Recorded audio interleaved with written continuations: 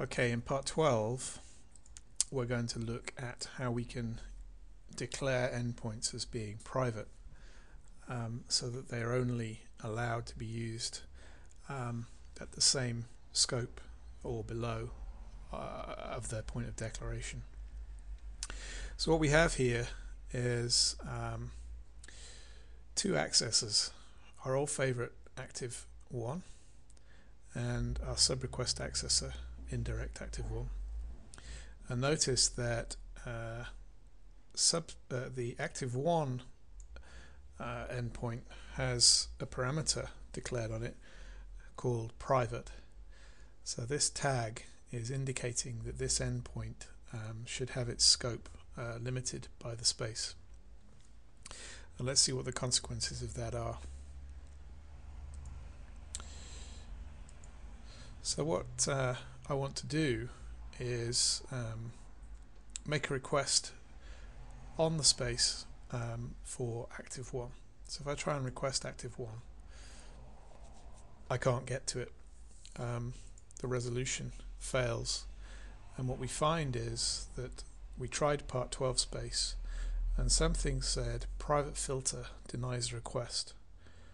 There's no match, so we've got some kind of built-in limiter happening in this address space. Let's look at the structure diagram for space 12. What we see is what looked like a single space with two endpoints in actually is two spaces related by this new endpoint that's somehow appeared, the private filter endpoint. So this space here, the part 12 private space, is apparently what we declared. We declared an instance of accessor 1 and an instance of the subrequest accessor. But the standard space, whenever it sees an endpoint in a space with a private parameter on it, realizes that that endpoint must be protected, must not be allowed to be accessed from outside. And the way we do that is we've got the power of the address space, and everything is an endpoint or a space.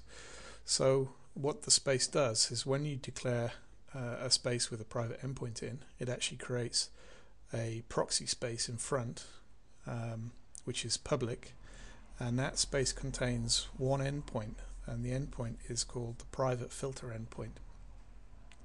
So when we issue a request to the space that is named here, it's resolved in this space. This endpoint gets the opportunity to delegate the request into the internal space. It may or may not resolve on this, but if the endpoint that's resolved to is private, then the private filter terminates the resolution and says can't get there, not accessible. And that's what we just saw when we tried to issue active 1 into the outer address space. If we issue that request into the inner address space, so we issue the request here, then of course now active 1 is resolvable because there's no private filter barring access to that resource. But remember that the way we've set this space up is that we have indirect active 1 here, and indirect active 1 is able to make a subrequest for active 1. So if we ask for indirect active 1 from the main address space, it'll be admitted by the private filter, and then because the subrequest is happening inside the address space, it is a peer of this active 1, and so it can make a request there for us. So let's see how that works. If I ask for indirect active 1 and resolve it, it hits the subrequest accessor. I'll turn the visualizer on for this as well. And if I now issue a request, it calls active 1. So what we see here is indirect active 1 was resolved to the subrequest accessor. It went through the private filter, which we didn't need to worry about. It issues a subrequest for source active1, but active1, the scope we're inside the internal space of the private filter, and so we're able to talk to that accessor as a peer, and so we can issue a request to it. So the net effect is that internal endpoints can call peer endpoints, but externally we're denied direct access to those private endpoints. And as I said, the pattern that we have here is essentially a specialism of the limiter, and it's an automatic limiter.